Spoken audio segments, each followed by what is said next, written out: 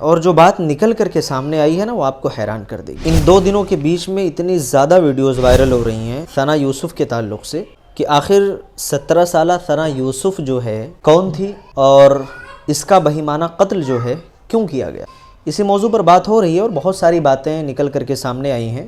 لوگ الگ الگ طریقے سے اپنی باتیں رکھ رہے ہیں۔ پاکستان کی ٹک ٹاکر ہے اور جو بات نکل کر کے سامنے آئی ہے نا وہ آپ کو حیران کر دے گی۔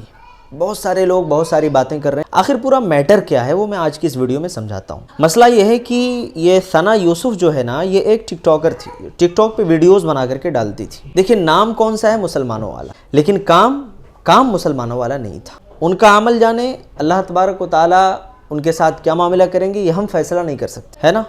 لیکن ایک میسج اور پیغام جو میں آپ سبھی کو دینا چاہتا ہوں وہ میسج اور پیغام یہ ہے کہ دیکھیے ہم ایک طرف سے بات نہ کریں، ہمیں بات یہ کرنی چاہیے کہ اسلام نے اگر کسی چیز سے منع کیا ہے نا تو اس تک پہنچانے والے جو اسباب ہیں، جو دروازے ہیں، ان دروازوں کو بھی اسلام نے بند کر دیا ہے۔ جب اسلام کہتا ہے کہ وَلَا تَقْرَبُوا الزِّنَا، زنا کے قریب نہ جاؤ، تو اسلام یہ کہہ کر کے خاموش نہیں ہو جاتا، بلکہ ان تمام چیزوں کا اسلام سد باب کرتا ہے جو چیزیں گناہ تک یا اس گھناؤنے جرم تک جو ہے پہنچانے والی ہیں۔ یہاں پر آپ دیکھیے ظاہر سی بات ہے یقیناً اس مجرم نے جو کیا بہت ہی غلط کیا اور اس کو ایسا نہیں کرنا چاہیے تھا۔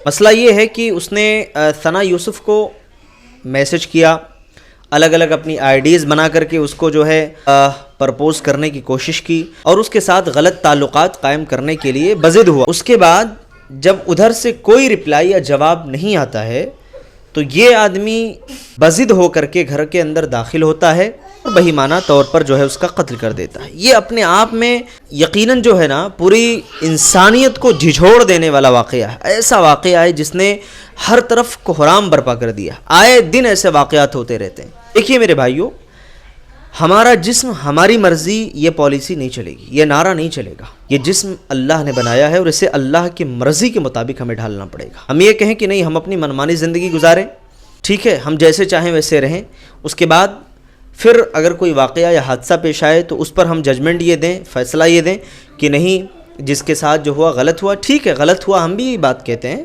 اور ہم بھی اسی بات کی تائید میں ہیں غلط ہوا، لیکن یہ بات بھی ہمیں تسلیم کرنا پڑے گا کہ جب اسلام کی جو تعلیمات ہیں نا اس کی ہم دھجیاں اڑائیں گے، سر عام ہم اسلام کی خلاف ورزی کریں گے تو نتیجہ تو بھیانک ہوگا۔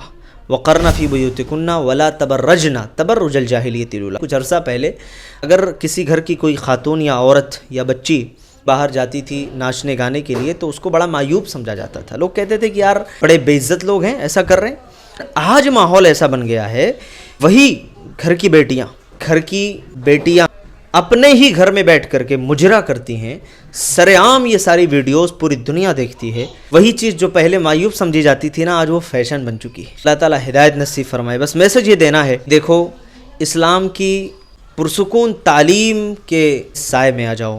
اگر اسلام کی تعلیمات کو اپنا لوگے نا تو بہت سارے مسائل اپنے آپ حل ہو جائیں گے۔ اللہ تبارک و تعالیٰ سے میں دعا کرتا ہوں کہ اللہ تعالیٰ ان تمام فتنوں سے، فسادات سے ہمارے سماج اور معاشرے کی اللہ تعالیٰ حفاظت فرمائے۔ السلام علیکم ورحمۃ اللہ۔